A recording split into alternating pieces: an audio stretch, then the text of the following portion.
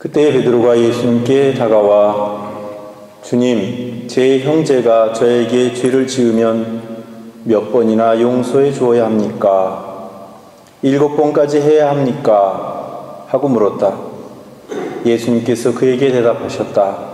내가 너에게 말한다. 7번이 아니라 77번까지라도 용서해야 한다. 그러므로 하늘나라는 자기 종들과 셈을 하려는 어떤 임금에게 비길 수 있다.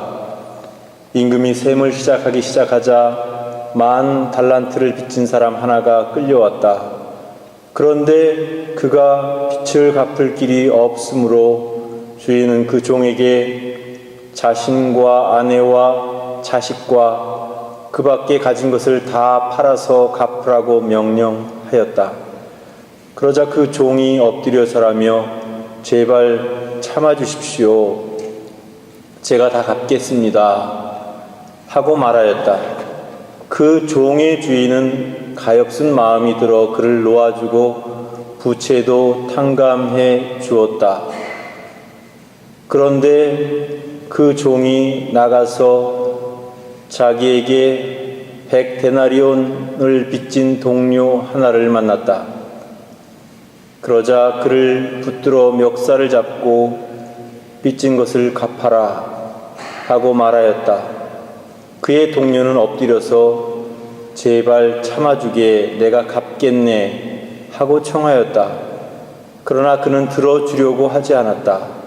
그리고 나서 그 동료가 빚진 것을 다 갚을 때까지 감옥에 가두었다. 동료들이 그렇게 벌어지는 일을 보고 너무 안타까운 나머지 주인에게 가서 그 일을 죄다 일렀다. 그러자 주인이 그 종을 불러들여 말하였다. 이 악한 종아, 네가 청하기에 나는 너에게 빚을 다 탕감해 주었다. 내가 너에게 자비를 베푼 것처럼 너도 네 동료에게 자비를 베풀었어야 하지 않느냐. 그러고 나서 화가 난 주인은 그를 고문형에게 넘겨 빚진 것을 다 갚게 하였다. 너희가 저마다 자기 형제를 마음으로부터 용서하지 않으면 하늘의 내 아버지께서도 너희에게 그와 같이 하실 것이다.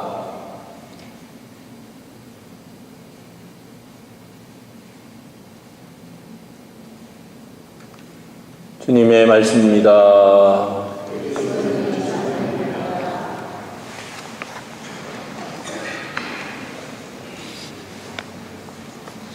말은 쉽지만 우리가 남을 용서한다는 일이 결코 쉬운 일은 아닌 것 같습니다.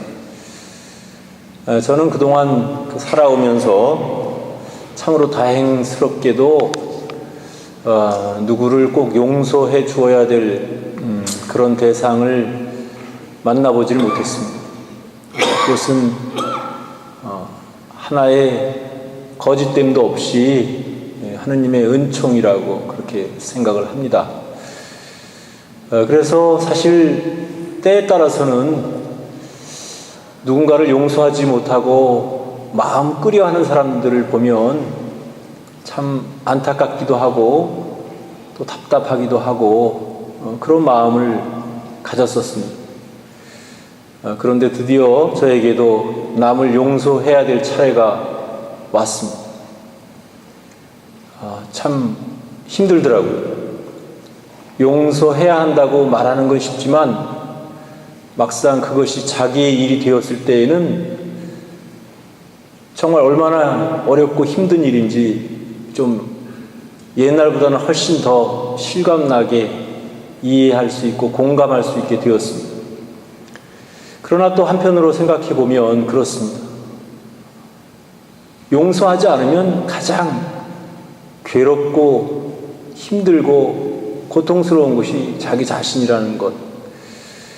사실 용서라는 것이 인간적인 노력이나 또 인간적인 의지만 가지고 되는 것은 아니라는 것도 알고 있습니다.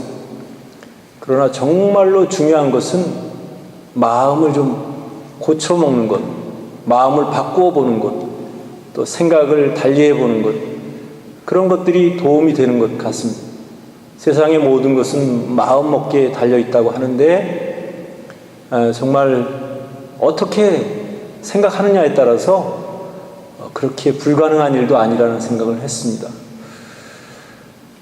물론 이미 마음에서 이렇게 상처를 받았기 때문에 그 상처를 가지고 전전긍긍하다 보면 용서하는 일이 참 쉽지는 않구나 그런 생각이 들기도 하지만 또 한편으로 보면 용서하려고 하는 시도 또 그런 결심을 하게 되면 결심이라고 생각하는데 결심을 하게 되면 사실 시간과 더불어 그런 마음들도 점점 이렇게 약해지는 그러니까 수그러드는 그런 것들을 이렇게 느낄 수 있었습니다. 그래서 사실은 우리의 어떤 마음을 바꾸는 것, 생각을 바꾸는 것도 참 중요하구나 하는 생각을 했는데 마음을 바꿀 수 있는 것 중에 한 가지가 하느님께서 우리를 용서하시듯이 우리도 그의 몇만 분의 1이 될지는 모르지만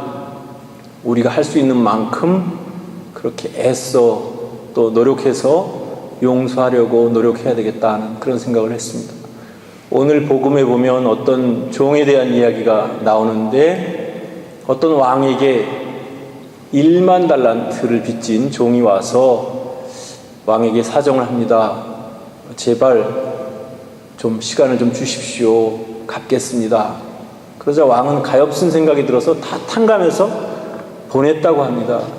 그런데 그 사람은 나가다가 겨우 자기에게 100데나리온을 빚진 사람을 만나자 그 친구도 마찬가지로 좀 참아주게 곧 갚겠네 했지만 그를 감옥에 가두었다.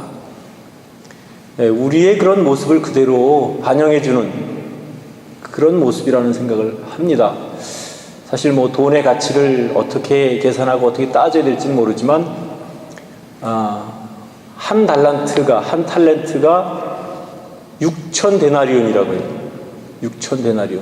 그리고 한 데나리온은 노동자 한 사람이 하루를 일하는 하루 비용이라고 합니다. 그러면 한 탈렌트를 벌기 위해서 노동자는 6,000일? 그렇게 일을 해야 되는 거예요. 그런데 1만 달란트라고 하니까 이거는 거의 갚을 수 없는 불가능한 숫자입니다.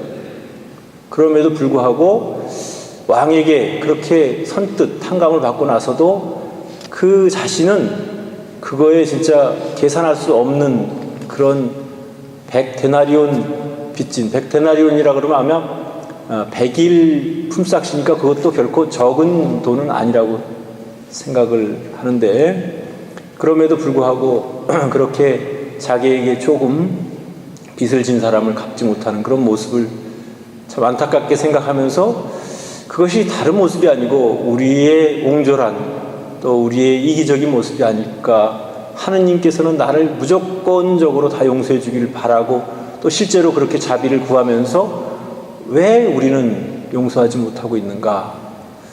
글쎄 그것이 하루아침에 풀릴 숙제는 아니지만 우리가 늘 고민하고 생각하고 나의 부족함을 하느님 앞에 고백하고 그럼에도 불구하고 애써 노력할 수 있는 그런 우리 자신들이 되었으면 좋겠다라는 생각이 들고 용서라는 것은 그냥 생각으로만 되는 것이 아니고 구체적으로 내가 결심하고 기도하고 주님께 의탁하는 가운데 용서가 이루어질 수 있고 용서가 이루어질 수 있는 결정적인 근거는 하느님이 나 같은 사람도 용서해 주셨는데 하는 그 점에 초점을 맞췄으면 좋겠습니다.